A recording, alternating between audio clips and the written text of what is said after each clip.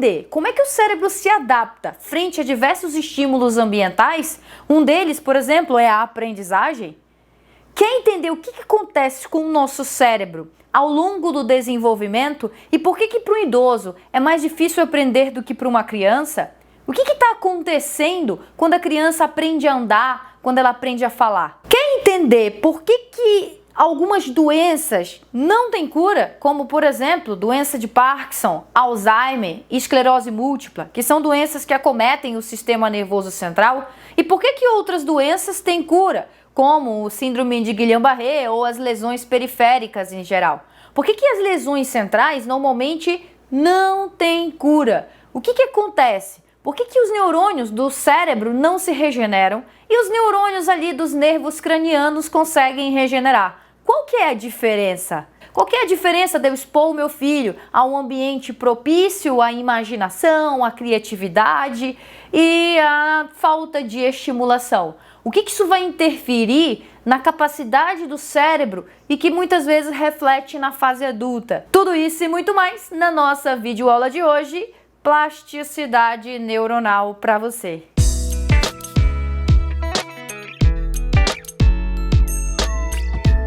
Neuroplasticidade refere-se à capacidade do sistema nervoso de mudar, adaptar-se e moldar-se a um nível estrutural e funcional ao longo do desenvolvimento neuronal e quando o sujeito é exposto a novas experiências. Isso é a definição encontrada no livro de Neurociência do Purvis, mas várias outras definições vocês vão encontrar na literatura e todas elas seguem a mesma linha. Então, plasticidade, vamos focar na plasticidade cerebral? A plasticidade cerebral seria a capacidade que o nosso cérebro tem de se reorganizar frente a um estímulo ambiental ou até a reorganização natural ao longo do desenvolvimento. Afinal, o cérebro de uma criança, ali de 7 anos, 5 anos, é bem diferente de um adulto de 30 e que é bem diferente de um idoso de 80 anos de idade. Existem diferenças e essas diferenças vocês vão entender na aula de hoje. Se você gosta desse tipo de conteúdo, não deixe de compartilhar, de curtir, de comentar para incentivar o meu trabalho e o meu desenvolvimento aqui dentro do canal. E se você é aluno da área da saúde e quer ter cursos mais aprofundados sobre neuro, eu também tenho um curso online para você. Basta você clicar no link da descrição desse vídeo ou até na capa do meu canal do YouTube tem lá acesso ao curso de sistema nervoso. Mas vamos para o que interessa. Vamos falar de neuroplasticidade. Gente, é o seguinte, vamos começar com a questão da neuroplasticidade voltada para o desenvolvimento neuronal. É aquela situação normal, né? Que tem aí a formação do sistema nervoso e que a gente nasce e a gente continua tendo aí uma maturação do sistema nervoso. Isso não depende tanto, depende, claro, mas independente do tipo de estímulo ambiental, nós temos um desenvolvimento neuronal programado para acontecer. Então vamos entender. Esse desenvolvimento neuronal envolve a gênese de neurônios, a formação de neurônios. A formação do teu sistema nervoso inicia quando você ainda é um embriãozinho, na 3ª semana do desenvolvimento embrionário. Você tem 21 dias de vida, mais ou menos. Aí você tem as duas estruturas que vão formar todo o sistema nervoso, que é o tubo neural e também as cristas neurais. Isso acontece lá no meio da 3ª semana e é um processo chamado de neurulação, que é a formação do tubo neural, que vai dar origem ao sistema nervoso central, e a formação das cristas neurais, que vão dar origem ao sistema nervoso periférico. Se você não sabe o que é periférico e central, assista outras aulas do canal para você entender. Mas vamos lá. Após a neurulação, o nosso sistema nervoso ele tem um desafio muito grande. Ele precisa criar neurônios, ele precisa formar muitos neurônios, e não só neurônios, como também células da glia, que são células que dão suporte ao neurônio.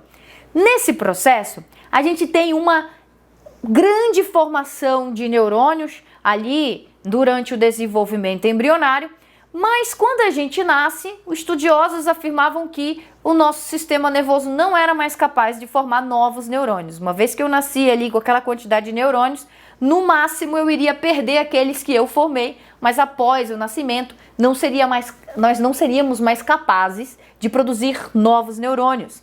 Mas isso é mentira. Existem duas áreas do cérebro que permanecem com a capacidade de neurogênese, que é a capacidade de produzir novos neurônios. Uma fica próximo dos ventrículos laterais, chamada de zona periventricular. E a outra, você também já deve conhecer, o hipocampo, numa região do hipocampo chamado de giro denteado. Bom, galera, essas duas áreas aí, vou mostrar aqui na tela para você, são áreas importantíssimas porque elas continuam, após o nascimento, sendo capazes de produzir novos neurônios. Então, as pessoas, os pesquisadores ficaram super felizes, porque assim, imagina que se nós temos uma doença do sistema nervoso central, saber que existe uma área no teu cérebro que produz novos neurônios é, de repente, ter a esperança de um dia, né, fazer algum tipo de tratamento que estimule essa área a produzir mais neurônios que possam substituir aqueles neurônios perdidos por algumas doenças, como, por exemplo, o acidente vascular encefálico, esclerose múltipla, doença de Parkinson e por aí vai. E esses neurônios novos substituiriam esses velhos que haviam morrido ou que estão danificados. Isso seria maravilhoso. Só que tem um problema. Essas duas áreas do teu cérebro, elas produzem novos neurônios numa quantidade muito limitada e tem um detalhe. Esses novos neurônios que estão ali, eles têm um destino pré-definido. Eles vão para áreas de associação. O que é isso? São áreas que vão associar diferentes estímulos. Né? Vai para duas áreas. Áreas associativas lá do lobo temporal e áreas associativas do lobo frontal. Então, se você tem uma lesão em outro local, esses neurônios novos que estão sendo produzidos, infelizmente, não podem substituir esses novos neurônios. Então, realmente existe um destino específico para essas duas regiões. Então, todo neurônio, basicamente, que a gente produz, a gente vai produzir no período embrionário, no período fetal. E quando eu digo que vai produzir muito mesmo, tá? Há estudos que dizem que entre a 5ª semana do desenvolvimento embrionário ao 3º mês de gestação, a gente produz cerca de 250 mil novos neurônios só para ir para o neocórtex, só para ir para a casca do teu cérebro por minuto. Vou repetir, 250 mil novos neurônios por minuto. Aquilo que a gente não consegue produzir após o nascimento, a gente produz muito, em grandes quantidades, durante o período embrionário e fetal. Aí depois que esses neurônios são produzidos nessas regiões, obviamente, alguns vão ficar ali para continuarem se dividindo para formar novos neurônios, e outros vão se dirigir ao seu destino final, que eu já falei para vocês que tem 2 destinos pré-definidos, né? Situados ali no lobo temporal e no lobo frontal. O que vai definir se ele vai ficar ou se ele vai ser direcionado para lá são expressões de genes dentro do neurônio. Importante salientar que as células da glia vão ajudar nesse processo de migração. E qualquer problema e deficiência nessa migração podem causar problemas neurológicos graves, como, por exemplo, a paralisia cerebral ou ainda a epilepsia. Depois que essas células chegam no seu destino final, elas vão passar por um processo chamado de diferenciação, em que as células vão se diferenciar. Então, os neurônios vão se diferenciar em vários tipos de neurônios, ou as células da glia também vão se diferenciar em vários tipos de células da glia, e a partir do momento em que essas células se diferenciam, elas não podem mais se transformar em qualquer outra célula, afinal elas já se tornaram células especializadas. A proliferação do neurônio, a sobrevivência do neurônio e a diferenciação do neurônio, bem como a sua migração, vai depender de moléculas chamadas de neurotrofinas. Essas neurotrofinas vão direcionar o neurônio para onde ele tem que ir ou vão manter o neurônio vivo. Isso porque é natural nós perdermos neurônio ao longo da vida. A gente nasce com mais neurônios do que, por exemplo, uma pessoa na fase de idosa, na fase adulta, tem menos neurônios normalmente do que crianças. Porque a gente nasce com uma quantidade absurda de neurônios, mas aos poucos nós vamos perdendo neurônio ao longo da vida. E isso é normal. Se você vai perder muito neurônio ou pouco neurônio, vai depender das neurotrofinas e também vai depender do teu estilo de vida. Se você é um cara que cuida da alimentação, né, come alimentos antioxidantes, não fuma, não bebe, não usa drogas, você vai perder menos neurônios. Se você é um cara, vida louca, bebe, fuma, usa drogas, come só coisa ruim mesmo, faz mal para a saúde, é obeso, não cuida da alimentação, não faz exercício físico, a tendência é você perder mais neurônios. Então você perde mais ou menos, a depender do teu estilo de vida, mas todo mundo perde neurônio e isso não é ruim, hein? Perder neurônio numa quantidade normal não é ruim e retrata o refinamento do sistema nervoso. Você já vai entender. Mas vamos dar uma olhadinha aqui nas neurotrofinas, olha. Isso aqui é um experimento que fizeram e que colocaram neurotrofinas aqui, ó. Aqui é um neurônio e aqui a gente tem neurotrofinas dentro dessa estrutura. Aqui está sem neurotrofina e aqui também. O que acontece? O neurônio cresce no poço 3, onde contém a neurotrofina. Se eu colocar a neurotrofina nos 3 poços, o neurônio cresce para todos os lados. Se eu colocar a neurotrofina somente no poço 3, o neurônio cresce somente para o lado que contém neurotrofina, tá, galera? Então isso é muito importante. Quais são as neurotrofinas importantes nesse processo? Aqui a gente tem, ó, fator de crescimento neural, tá? Fator de crescimento aí neural proveniente do cérebro, tá? Proveniente do cérebro. Aqui nós temos neurotrofinas 4, 5 e 3. Então isso aqui são moléculas que o que elas vão fazer é se ligar a receptores nas células e esses receptores vão desencadear uma cascata de sinalização bioquímica, seja ela RAS, seja ela quinase, seja ela fosfolipase 6, isso aí é cascata bioquímica, isso vai resultar numa sobrevivência celular, ou seja, a célula não vai morrer, vai resultar num crescimento de neuritos e diferenciação dos neurônios. O que é neurito? Neurito é axônios e dendritos, e que eu não sei ainda se vai ser axônio e dendrito, então o neurônio ainda está se diferenciando, a gente chama isso de neurito, é como se fosse um neurônio imaturo, tá? E também essas neurotrofinas vão garantir a plasticidade dependente de atividade. Isso mesmo, é porque os nossos neurônios, eles se reorganizam à medida em que nós vamos interagindo com o ambiente. Você já vai entender onde eu quero chegar, mas vamos lá. Então, essas neurotrofinas são imprescindíveis para a sobrevivência, para a diferenciação dos neurônios e, claro, para a qualidade do funcionamento do nosso cérebro. Agora, saindo um pouquinho da questão da plasticidade durante o desenvolvimento neuronal, eu quero chegar mais no que mais me interessa, que é a plasticidade dependente da nossa atividade, dependente do estímulo ambiental. Bom, todos nós sabemos que nós, humanos, somos capazes de aprender e não somos os únicos, né? Nós temos até mesmo seres invertebrados aprendendo, tá, gente? A aprendizagem não é algo que está restrito aos Homo sapiens, tá? Até mesmo lesmas aprendem. Primeira coisa que eu quero entender, que eu quero explicar aqui para vocês é o seguinte. Na nossa última aula de memória, eu expliquei para vocês que a memória, ela está contida nas conexões entre os nossos neurônios. Se você ainda não viu essa aula, você pode dar uma olhadinha lá. Então, toda vez que você aprende algo novo, nós temos uma formação de uma nova sinapse que não existia, ou nós temos um fortalecimento de uma sinapse que já existia, tá? Ou nós temos uma nova configuração dessa sinapse que já existia. Acontece que tem aí algum tipo de modificação que está acontecendo, modificação inclusive estrutural, que está acontecendo dentro do teu cérebro, quando você aprende algo que antes você não sabia, certo? Então, no final das contas, nós vamos formando sinapses e vamos aprendendo. Então, as nossas informações que nós aprendemos no dia a dia, elas estão contidas dentro dessas sinapses.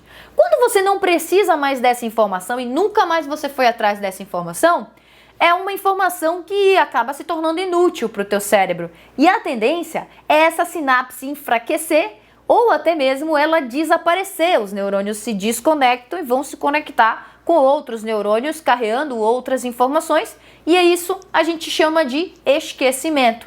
Então, isso é plasticidade sináptica, isso é plasticidade cerebral. Afinal, o teu cérebro está respondendo a um estímulo ambiental. Se essa informação é muito importante para você, ela será lembrada porque a sinapse está fortalecida. Se essa informação não é importante para você, ela será esquecida e essa sinapse vai ser enfraquecida até de fato, desaparecer essa conexão, beleza?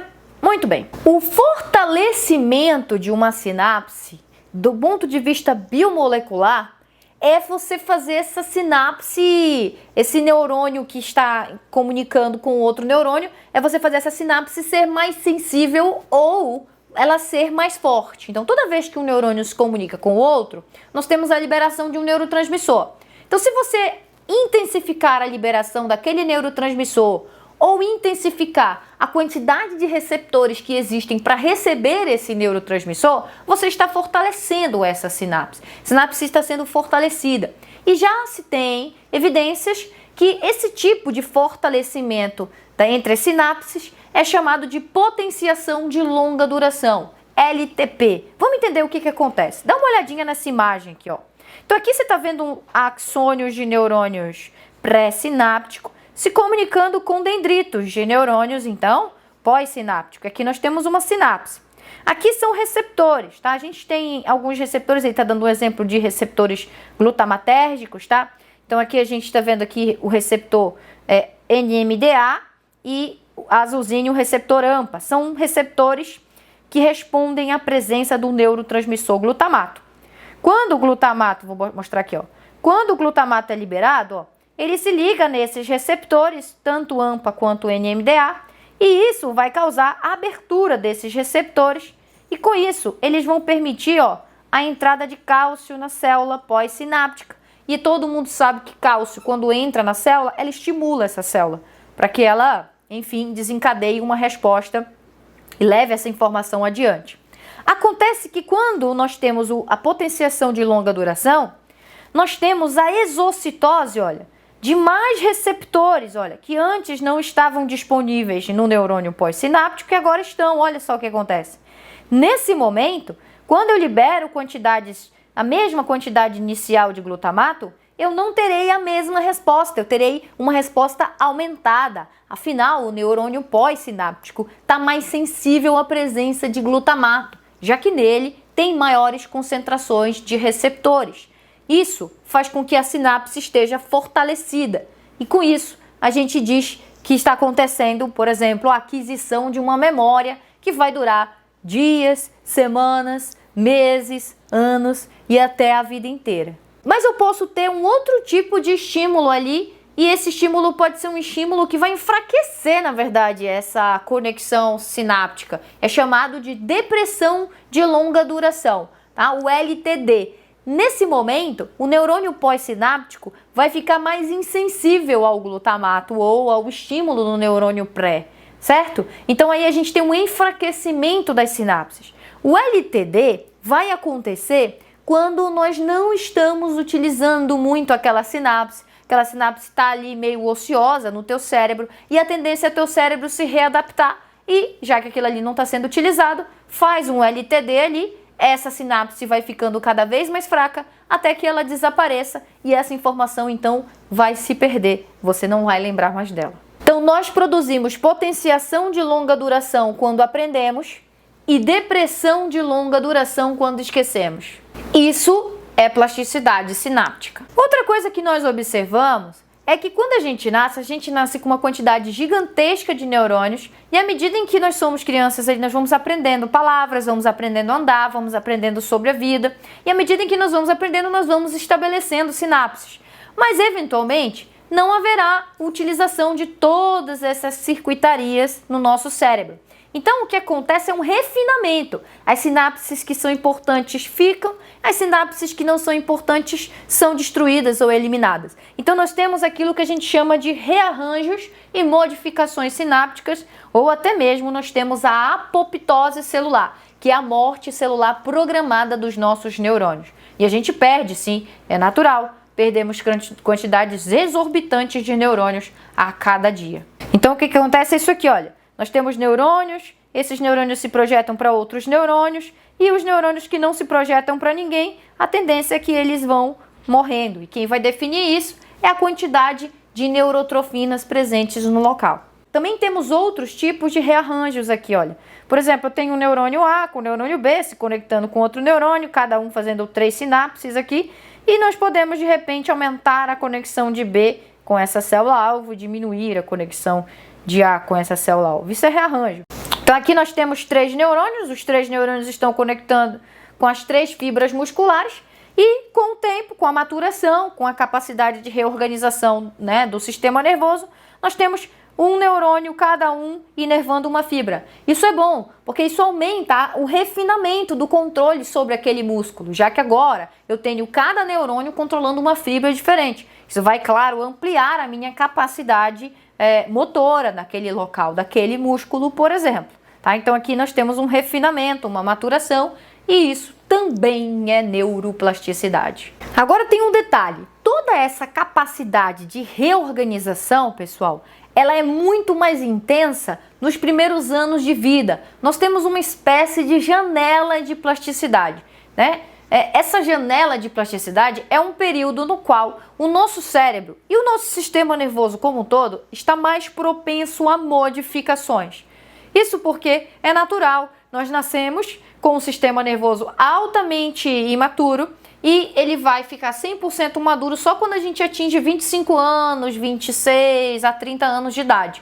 Então, nesses primeiros anos de vida, ele está muito mais imaturo. Então, se você comparar uma criança com 18, um adolescente, né, um adulto com 18, e uma criança de 7 anos, é óbvio que o sistema nervoso deles estão em períodos de maturação diferentes.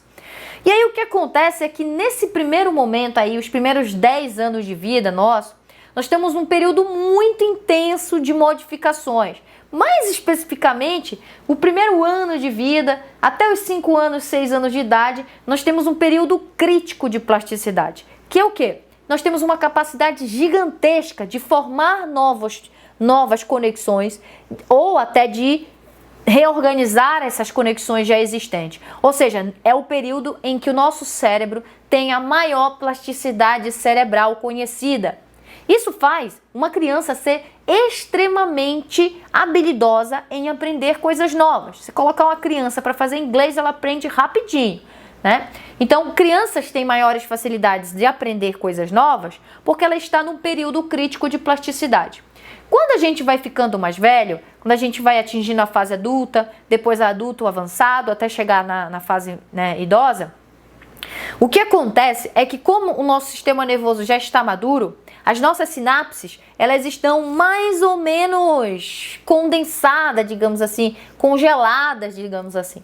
Não significa dizer que nós não temos nenhuma plasticidade, só que é mais difícil. A plasticidade, ela é limitada por vários fatores. O principal deles é que há uma expressão no cérebro de uma pessoa adulta ou até mesmo de um idoso muito maior de proteoglicanas, que são proteínas grandonas que simplesmente não deixam a sinapse mudar ou se reorganizar e limita, portanto, a nossa plasticidade neuronal, fazendo, por exemplo, a gente se adaptar mais lentamente aos estímulos ambientais ou até mesmo impedindo essa adaptação, né? Então, fica mais difícil para a gente aprender coisas novas, por exemplo, em relação a uma criança.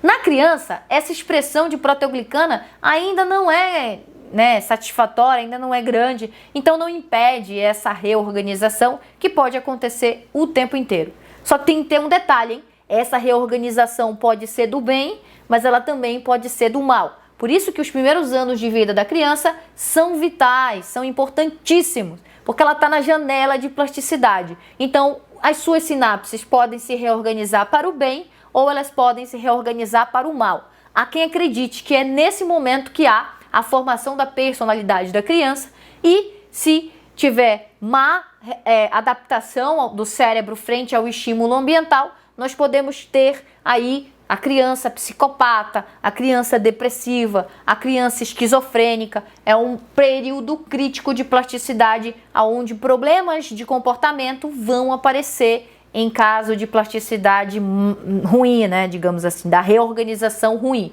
Mas também temos uma reorganização boa, ou seja, a criança ela é muito propensa à aprendizagem. Então, tudo que você der para essa criança fazer nesse período, ela vai tirar de letra, porque porque o cérebro dela está extremamente moldável ao estímulo ambiental. É por isso, inclusive, que as crianças mudam muito de personalidade, né? Na fase de 2 anos, 3 anos é de um jeito, quando vai para 6 anos é outro, quando vai para 7 é outro, quando atinge a puberdade é outro, totalmente diferente. A gente não vê essas variações de personalidade em adultos ou em idosos. Isso reflete a capacidade do cérebro de se reorganizar. Outra característica muito interessante da plasticidade neuronal é o seguinte: quando você lesiona um neurônio do sistema nervoso central, por exemplo, se for um neurônio do cérebro, do mesencéfalo, da ponte, do bulbo, da medula espinhal, não tem como esse neurônio ser substituído por um novo neurônio. Não há neurogênese,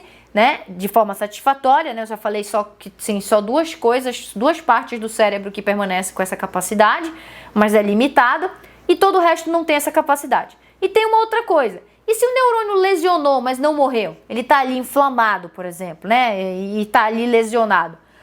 No sistema nervoso central, ele não se regenera. Provavelmente esse neurônio vai morrer. Por quê? Porque o ambiente do sistema nervoso central não é propício à regeneração do neurônio.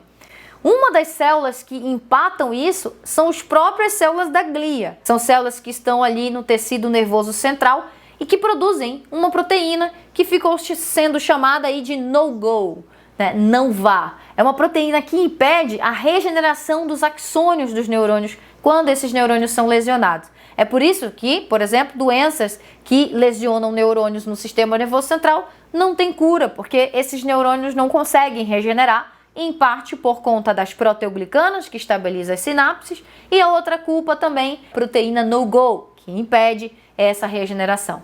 Essas proteínas no-go ali, normalmente elas são liberadas quando há lesão no oligodendrócito. Quando a gente pensa isso para o sistema periférico, os nervos, né, nós temos fraturas com rompimento de nervo e que depois, com a fisioterapia, o indivíduo volta à funcionalidade daquele nervo. Isso é porque o sistema periférico não contém astrócitos. Astrócitos são células da glia exclusivas do sistema nervoso central. E lá, as células da glia do periférico não produzem nenhuma substância que impediria essa regeneração axônica nos neurônios. Então, no sistema nervoso periférico, o que nós temos é uma cicatrização e, posteriormente, uma regeneração da parte do neurônio que foi lesionada. Dá uma olhadinha aqui. Olha aqui, isso aqui é uma imagem, né? Isso aqui é uma imagem mostrando uma lesão aqui do sistema nervoso central. Olha, então a gente tem uma lesão aqui. Essa lesão, né, resultou aí na lesão desse neurônio aqui. E esse neurônio, ele perdeu essa parte aqui, ó, do seu axônio, do seu terminal axonal, certo? Então, essa parte aqui vai ser reabsorvida, vai ser destruída, depurada e tudo mais. E aí, agora nós precisamos regenerar esse neurônio. Aqui está o DNA dele, tudo, ele tem proteína, ele pode fazer proteínas e tudo, e pode regenerar esse axônio. Mas isso não acontece. E essas proteínas no-go atrapalham essa regeneração. E com isso, a tendência é esse neurônio lesionado morrer, já que ele não consegue regenerar. Já no periférico, olha o que acontece. No periférico a gente tem a mesma lesão, a lesão no axônio, só que agora de um nervo, né, periférico. E aí o que acontece é que macrófagos, né, rapidamente vão remover os restos celulares aqui dessa região distal do neurônio.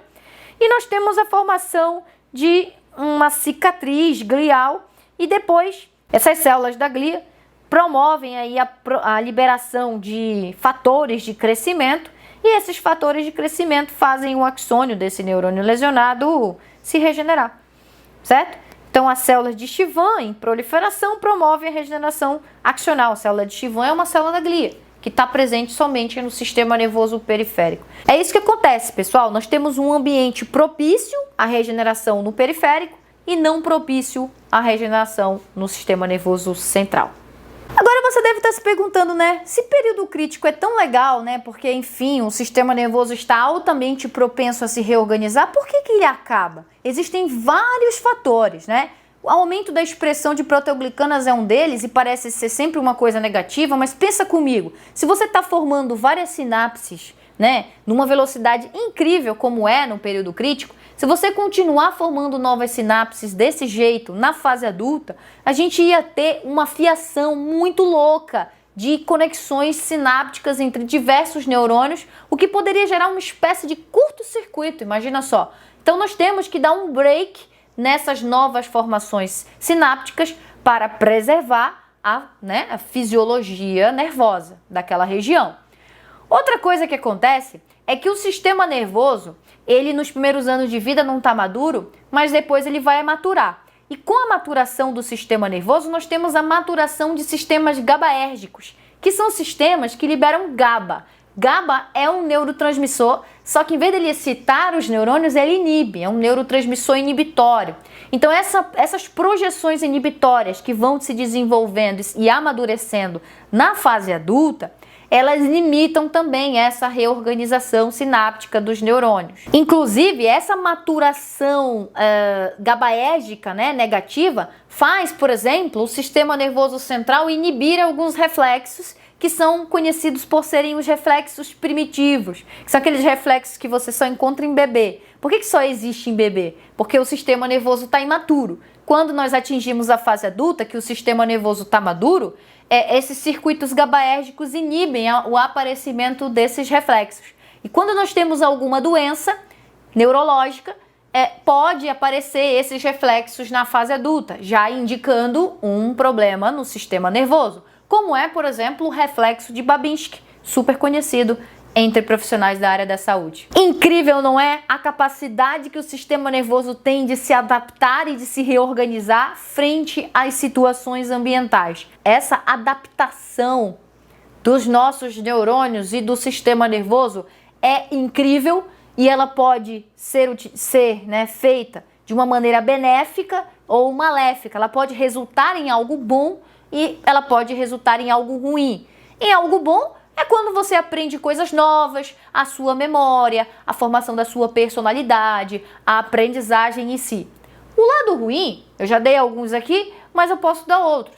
O lado ruim é que pode aparecer, por exemplo, comportamentos de vício, doenças psiquiátricas, depressão, ansiedade. Uma outra questão é o aparecimento, por exemplo, de doenças psicossomáticas, tipo dor do membro fantasma. Isso também reflete a capacidade que o cérebro tem de se reorganizar. Mas, gente, pensando nisso, pensando por essa ótica, pensando que a gente tem bilhares de neurônios se comunicando e que essas comunicações de alguma forma conseguem ser modificadas e que o ambiente estimula isso, logicamente, nós temos que ter cuidado então com o nosso ambiente, já que ele está influenciando diretamente no cérebro das nossas crianças. Então tome cuidado com seu filho, com a sua filha, com seu irmão mais novo e exponha a ambientes saudáveis, já que ele se encontra num período crítico de plasticidade. É isso aí, galera.